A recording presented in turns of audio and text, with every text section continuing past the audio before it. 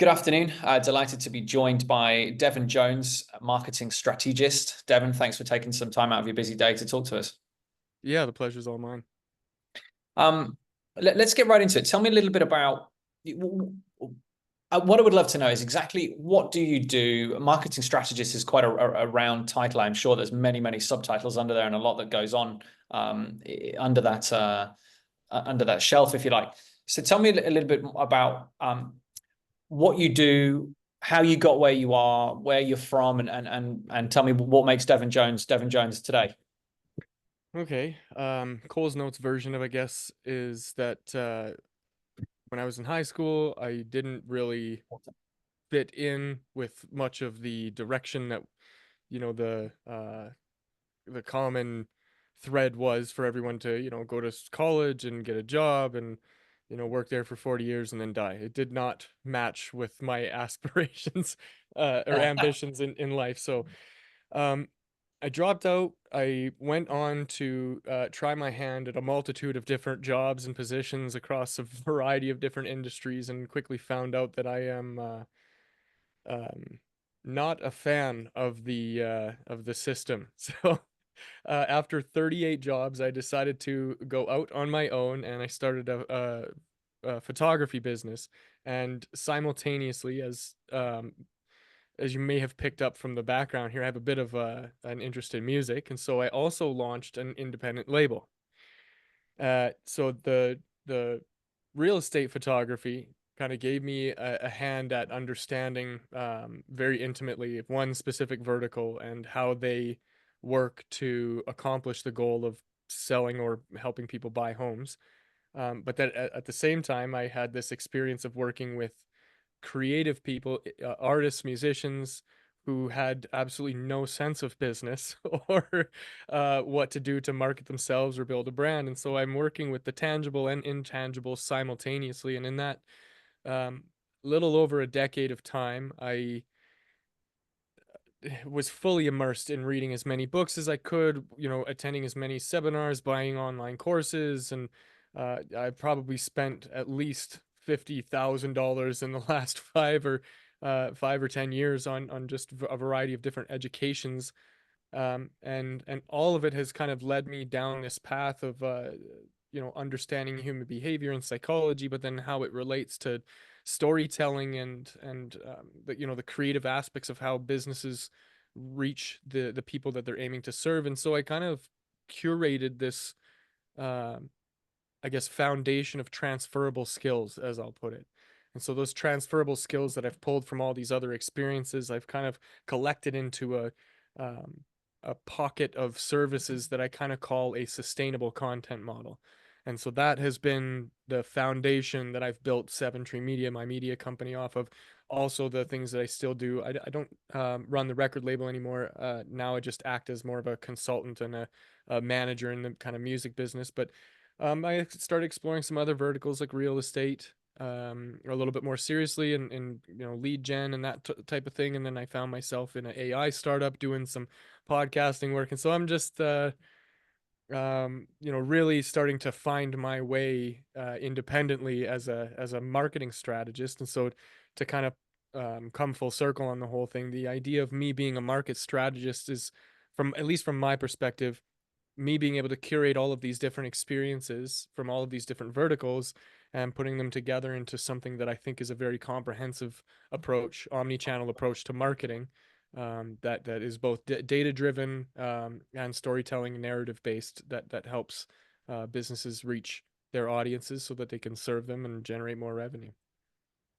That's interesting. And where do you get a lot of the information from on the the ideal client, if you like, or so I'm presuming to the people are coming to you in the real estate space and saying, Devon, we need some help. We need help with our marketing strategy. We need to get more buyers in this particular home or budget, etc., or in this particular area. Where do you get a lot of your info from to create your marketing strategy? So I'm a subscriber of the belief that we tend to overcomplicate things. And so my answer to this question is going to seem very oversimplified, but um, if we dig into it, it'll make a whole lot more sense. So the two things that I use to influence strategy is, who are you helping and what are you helping them with? And from those two questions, you can basically formulate what the customer experience map looks like in terms of how the people that they're looking to serve find them and then engage with them in some sort of meaningful way. Okay, so so you must have and in order to find that person, then you're utilizing data as well as obviously your experience in marketing to know where to look for that particular product or person. And then are you then providing the effectively the realtor with just a name and number of, hey, this guy is ideal client for you, or are you actually reaching out and warming the client up as well? Yeah, so that's actually a new offering that we're working on, that we've kind of coined real estate concierge. And so what it looks like is there's somebody out there that wants to sell their house or buy their house. And you know that feeling that you get when you walk into a car dealership and you kind of get swarmed by the hornet's nest, and you don't, it's a very unpleasant experience, and a lot of people kind of despise it and avoid it at all costs until it's absolutely necessary to take that challenge on. And so if we take that idea and we move it over to this real estate world, that's how everybody feels. We don't want to deal with the realtor because we can't really justify their position when it's, if I'm selling a thing that I own to another person who wants to buy that thing, how really complicated can that be? Well, of course, the bureaucracy and the red tape and all the policies and the laws and everything else. No, that's where it starts to become important. And so what we're aiming to do is ease that transition for the potential buyers and sellers by acting as a third party intermediary. So it'll be um, you know an initial consultation that will go over all of the kind of steps of the process from a 30,000-foot view, and then help them identify what's important along that journey for them specifically. And then when it comes time to involve the professionals, then we can make the necessary introductions, using some proprietary matchmaking, I'll call it, based on certain real estate agents, for maybe let's say their focus, or their area of expertise, combined with the geography, like their location, if they serve a specific neighborhood or specific demographic. And so we kind of use some of this data that we leverage from our own marketing to help connect the right people with the right people. Okay. Do you think there's an opening for that niche and extra service in your business? What is creating that? Is that coming from, as you mentioned, is that coming from the fear of the consumer of being sold on the spot and being harassed? And then further from that, where does that come from? Is that coming from a lack of training and a lack of understanding of effectively how to approach and qualify your client from the outset? Or do you think there's something else in that? There's a lot of factors. I think the one thing, at least from our perspective, is that the real estate agent bucket of people is a very diverse group of people. They come from all different walks of life and culture. They come from, different levels of experience, and more so time in the game, right? That's another key factor, is that your friend's cousin is a real estate agent, and she just became a real estate agent 2 weeks ago, and she's looking to take on clients, but she doesn't necessarily know anything about how to help that person. And so I guess the consumer fear is that you're either going to work with somebody who isn't qualified, or you're going to end up getting ripped off by somebody, or maybe that person isn't, taking your best interest in heart. And so that makes it difficult for us to want to be able to trust them. And Yeah, that leads to the real estate agent having a really long sales cycle to be able to meet a person, get them to know you, get them to like you, and then get them to trust you. This isn't something that you can just go to Sport Check and buy a pair of Nikes. yeah. It's is a because it's a big decision. There's a lot of money on the line. There's a lot And of emotional too. It's an factors. emotional decision as well. So you've got the money and the emotions, throw that together, and it's pretty volatile. Yeah. And so, although the real estate agent may advocate or act in good faith as a partner to the buyer or the seller, that doesn't always seem to be the case. And I'm sure there's a myriad of Google reviews that we could all kind of point at from people that have been that have had negative experiences. And so, what do we do with that information? Like, what action needs to be taken, and what opportunity presents itself as a result of that? And so being that I've kind of been at arm's length away from it as a real estate marketing guy who's helped, do photography, virtual tours and things like that, staging, up to presenting the listing. And when you share that information online, and then you're to doing open houses and you're talking to all these people, and so there's just a lot of moving parts. And it makes sense to have on the real estate side, somebody there to help manage that for you. So we're talking with the leads and making sure that those mundane, boring, repetitive conversations that you don't want to have are already being had ahead of time. So it comes time for you to deal with them, there's a very specific role that you play in that, versus trying to be the person that wears all the hats. And then on the other side, on the consumer side, it's like, okay, having somebody to advocate and act as a buffer between me and somebody else, gives me just an added layer of insurance or protection or safety, or just a feeling of um, knowing that you're on the right path, or you're taking the right steps, or at least somebody is there to kind of shepherd that journey. It's really, this is I mean, a really insightful conversation actually, because it it wasn't quite as apparent to me perhaps as to how little trust there is in real estate agents, and I think it comes from exactly everything that you just mentioned: lack of confidence, lack of knowledge, lack of trust, and the fact that there is a huge plethora of people within the real estate community, and under the the agents you've got really top to bottom and left to right in different styles and sizes, etc., etc. But do you think so? Do you think in, let's say, going back, where did this come from? This lack of confidence, the lack of trust within real estate agents that you're aware of, that effectively has created an opportunity. I feel that that those are the introduction and the meet and greet and the building rapport and the building trust in, and confidence in your client are probably some of the most important parts of the sales process. And I'm thinking as a realtor, how would I feel having somebody such as yourself come to me and say, "Hey Dan, I've got a warm client looking for X, Y, and Z in your area. We think you're the best guy to go and do that." It would be it's really intriguing to me that you're effectively being this buffer between, I would consider a big part of my job as a real estate agent is to be the buffer between the client and the seller's agent and the seller. Okay, so so if you're my client, I am fighting for you. I've got Devon Jones shirt colors on the back, and I'm going to go to war for you. And you can trust everything that I say.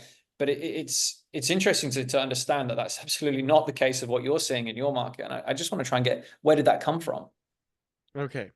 So I have some theories on this, and not that my word is law, and I just want to put that out there, that this is just a humble opinion, and I don't know how you just take it with a grain of salt. So from a philosophical perspective, I'm going to say it's the ego gets in the way, uh, with a lot of decisions that people make when it comes to business. The other layer to this that I think is really important is accountability.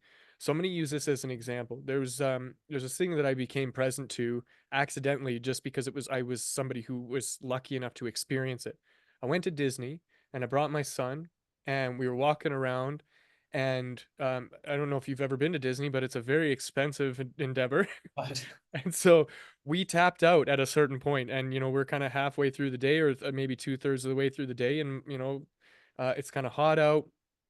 My son wants some ice cream. He's kind of, he was like 4 at the time, so we're kind of going through it. And the person that was working the kiosk at that sold the ice cream that my son saw that he wanted, that we couldn't afford to buy, that person saw this take place and stepped out from behind the kiosk, came up to my son and gave him an ice cream cone and said, "You have just been the recipient of Disney's magical moment. This is on the house, and we want you to enjoy your time here with us. Take this and have a good time." So they gave us this free ice cream cone. What did it cost them? Yeah, nothing. 22 cents, right? And then somebody to notice that this is what's going on. Now, the reason I'm sharing this story is because this is what it means to create a remarkable experience in the way you serve your customers. Disney has it down to a science, and they have accountability. Meaning, if you don't give away some magical moments, you're going to have a review with your manager, and that manager is going to make a decision on whether or not you're a good fit to work at Disney. And so you stand to lose your livelihood if you don't go above and beyond all the time, no matter what. There's a level of accountability. So let's just take those two things. Now, in the real world, where the rest of us are playing, you have people who are ambitious and brave enough to go out into the world and try something and start something for themselves where they are the ones who are making the calls. They're making the shots. There's a lot of responsibility that falls on your shoulders when you become an entrepreneur and you take on a big task like this. And as a result of that, sometimes you can be influenced by your ego telling you that you are better or worse than you actually are. And so I'm going to speak to the ones who think they're better than they actually are. And it's these ones, it's always the bad apples that give the rest of us a bad name, but it's these ones who, with a lack of accountability and an ego that drives their decision making, have caused people to have bad experiences. And Yeah. that becomes our benchmark for how we decide to interact with these people. And unfortunately, those people are more abundant than they should be, and they lack the accountability. There's no manager standing behind them going, you shouldn't be doing that. That was not a remarkable experience. Here's your review and 3 months notice and whatever else. Nobody's getting a warning. So you get away with it. Now, in the economy that we're in, how far do you get away with it? Well, as far as the Google reviews go. And when you find, when you look up real estate agents and you start looking for some of these top real estate agents and they have a 3.5-star rating, half the people had a great time and the other half of people had a terrible time. That's what that is. That's what that means. And even if you're 4 stars, that's still really, really pushing it. And I'm not saying everybody should be at a 5-star rating, but I think we should all be striving for that, and we need to be very present to the way that we present ourselves and the reputation and brand that we're building, because it creates opportunities for people like me to go, you know what would be really good here is if people had a safety net.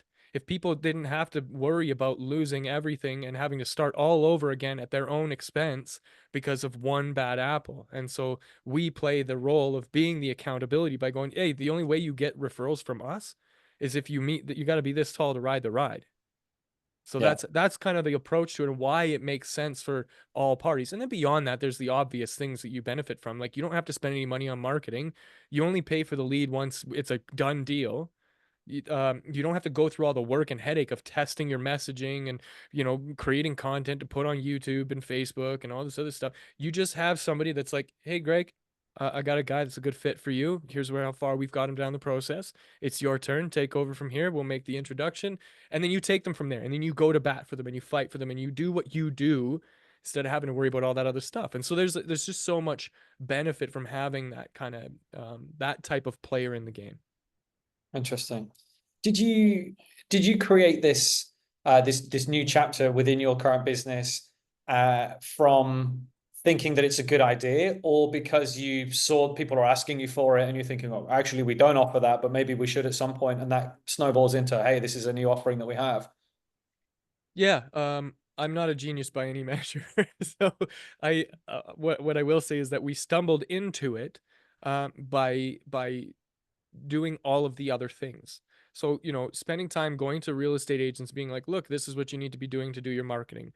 Well, nobody really wants coaching and to be told what to do and all this other stuff. Everybody thinks they got it all figured out and they're the boss and they know what they're doing, or they just they lack the resources to take on that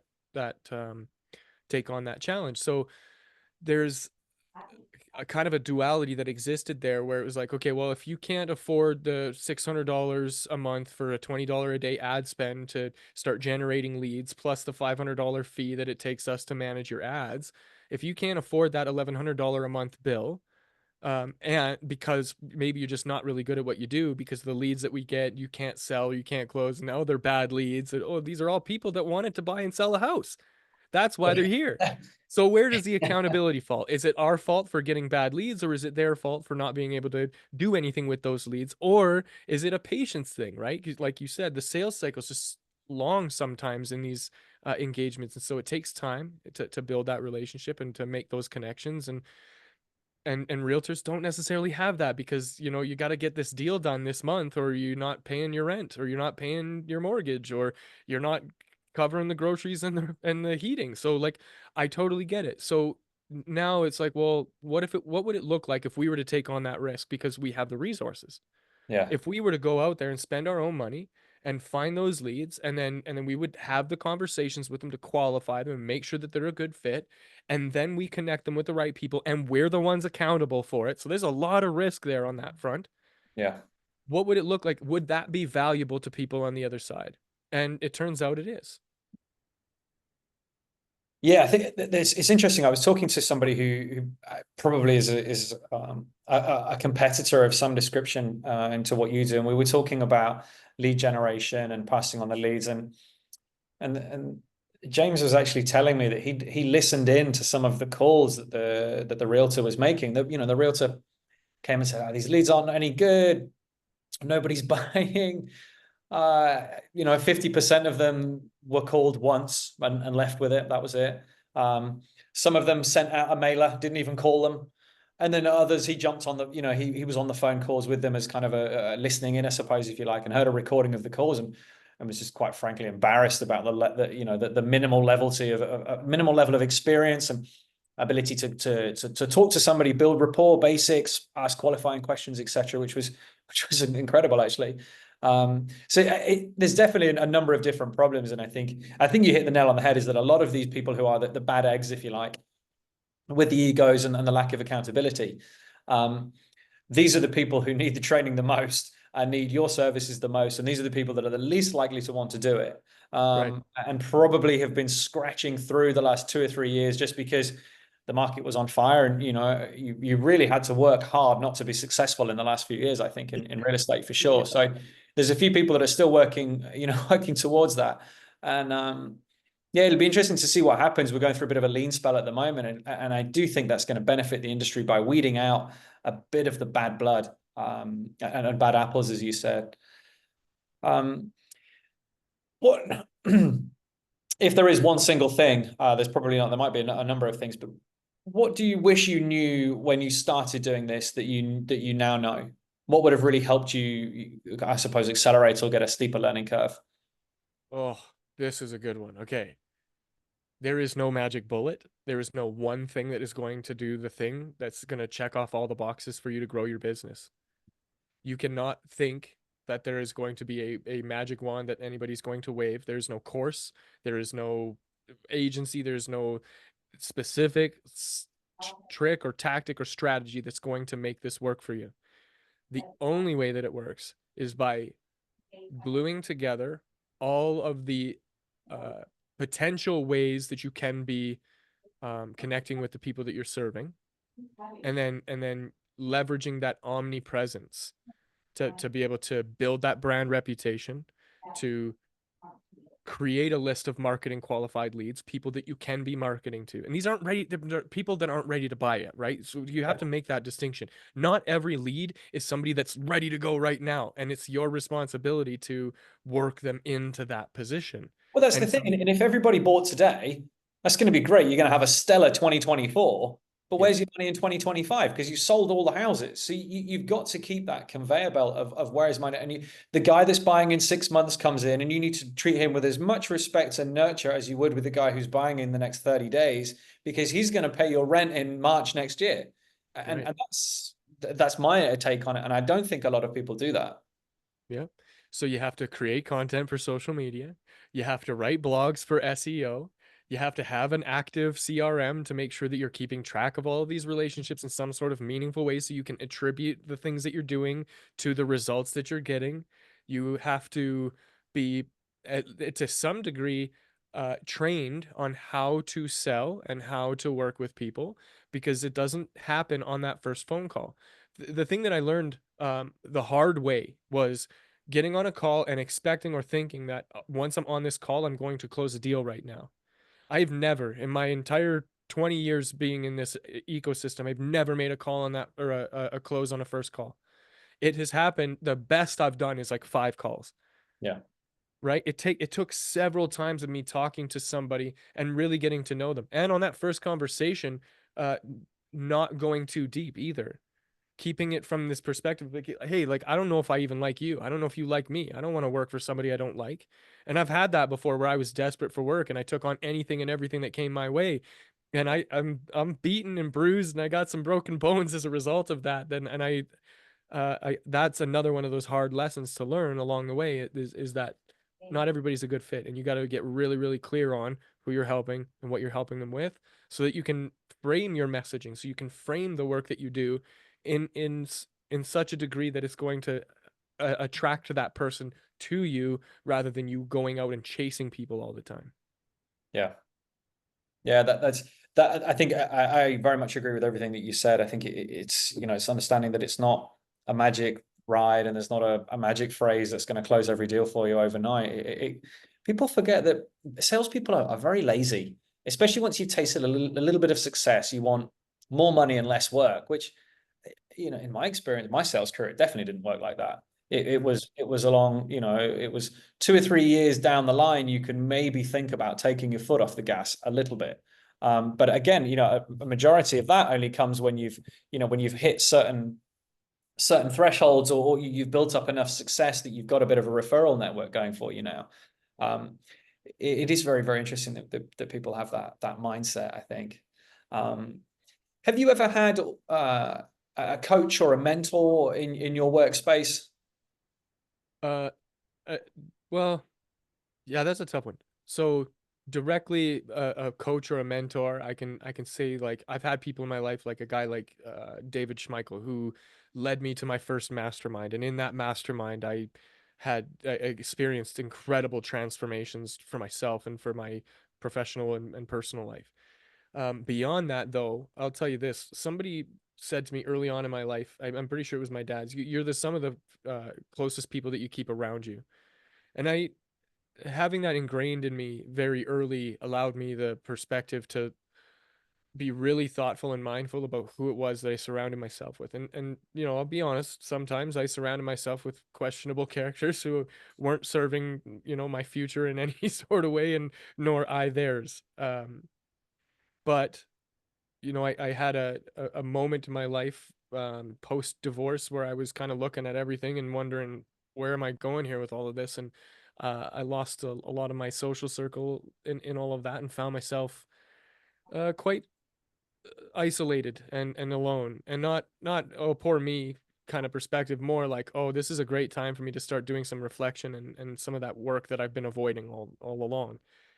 And so I ended up surrounding myself with people like Alex Hermosi and Grant Cardone and Brad Leah and Gary Vaynerchuk and Tom Bilyeu from Impact Theory, Owen Cook from RSD, Julian himself from he does a lot of like trauma work, and so there was a lot of people that I was just like, you know what, I'm just going to spend all of my time with these people, and I wasn't literally with them, but I they were always on my phone in my headphones doing this doing I got every single one of their books. Russell Brunson's another great one. I got his entire trilogy of books, like all of these people who are really doing it, who are up to really really big things. And because I was so immersed in it, I picked up on things I never thought I would. Lingo, the language people use, how to communicate in a professional environment, which is not something that you got in small town Alberta, Hickville, where there was really the only thing you were able to become was either a drug dealer or a mechanic. Like there was Yeah, no in between for the people I went to high school with, and so yeah, surrounding myself with those people, just in spirit, I think really helped guide me towards some of the things, like their book recommendations and things like that. Like it's just priceless to be around them. And then from there, I found that that allowed me to accidentally be surrounded by real millionaires that actually are my friends, and people who are really doing things that want to support me and see me succeed just as much as now I want to do the same for them. yeah, that's fantastic that you had that change in it. So many people are in, I feel, a similar boat that taking the action, and I'm sure you'll agree with this, that it's all well and good reading the book, but you've got to do what it says in the book. Right. And that's the hard part. That's changing your habits. It's changing your mindset. It is being uncomfortable. And this is a quote from one of my coaches: being comfortable, being uncomfortable. And I Hmm. think that that was a great piece of advice from her with a lot of the things that I struggle with. I'm like, okay, I got to, you've got to do it. And I think I know from my own experience, and I'm sure you had the same as well. But once you've invested a little bit in the coaching program or in the books and the YouTube courses, etc., you really have a conversation with yourself at the end of the day, and you think, well, I don't really want to do any of this stuff, but man, I've just paid X amount of money to get involved in it, and I probably should do it. So you've got a little bit of skin in the game, which kind of gives you that extra bit of drive. Hmm. And well, and the ego part of it, right? When so much of this I'm so present to, because how much of our story dictates how we interact with the world around us. A lot of us just aren't really present to that. And so I have people that they read books from the perspective of trying to argue with the guy who wrote it as if they are more right than the person who wrote the book. And I'm not saying that everybody that writes a book is a genius. However, if you're going to read something, I would suggest that going in with the approach of, hey, I don't know anything, or at least I don't know enough about this thing, and I would like to find the things I don't know so that I can know them and then do better at what I want to do. Rather than, oh, this guy's an idiot and he doesn't know what he's talking about, and you're arguing with every point that's being made. Like, that's what I did. I just humbly approached any book I read, like, I'm a dummy, give me everything that you got, and if it lines up with some of the other stuff that I've learned, great, and if it doesn't, I'm going to figure out why, and I'm going to just play around with these ideas and concepts until something kind of solidifies in my peripherals, and I can really start to hone in on, oh, that's the move. And this is part of that whole journey of, like, there's no one magic bullet. Yeah. I came in thinking there was a magic bullet because that's what all the marketing engines tell you, right? Everybody's like, oh, this one thing is going to change everything. And then all of a sudden you're going to be great. And that's not the case. I had to glue 25 things together before I figured it out. And now I'm like, oh God, there's the picture. It's so Yeah. much more clear. And then and that's just getting the picture. Now you've got to work to make the picture reality. That's when the Right. You real got to go work do the starts. things now and Yeah. then see if it works or not. Yeah, absolutely. Yeah. Um, we've got a couple of minutes left. So final question. What is the best advice that you can give somebody who is looking to get into the real estate general market, whether that's real estate lead gen, whether that's real estate sales, whether that's real estate photography, virtual showings, etc.? Okay. Just so I got the perspective right. Is this people who want to work with real estate agents or just anybody People that entering want to the, get into working within the real estate industry. um, okay. There is an abundance of opportunity here, but you really got to get clear on what value you're going to be bringing to the table, because there's so many players from so many different places, from so many different perspectives and levels of experience that chances are what you're doing has already been done. And so to come at it from the approach of how can I make what's being done new or novel or unique or add to it. And I love this, the remix theory is that us as human beings, we can't create something that we haven't already seen or experienced. We can't create something from nothing, um, because everything that has ever been created came from some sort of influence. And I'll give you a direct example of this is Velcro. Nobody just thought Velcro out of nothing. Like, you weren't just sitting there one day and like, bing, Velcro. What you did was you walked through the field and one of those little burr things got stuck on your sock and annoyed you. And you were genius enough or ingenious enough to go, hey, this might have a practical application. And so you were influenced by that thing to create something out of it.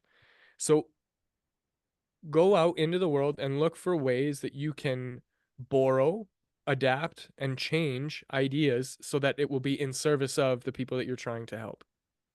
That's amazing. I think that's, and I would like to end with that because I think that's a really great analogy as well. Devon, we haven't got much time left, so I just want to thank you again for your time here. Really appreciate talking to you, and your insights have been very helpful. It's been a pleasure, Dan. Thanks for having me on. All the best, buddy. Take care. See ya. Ciao.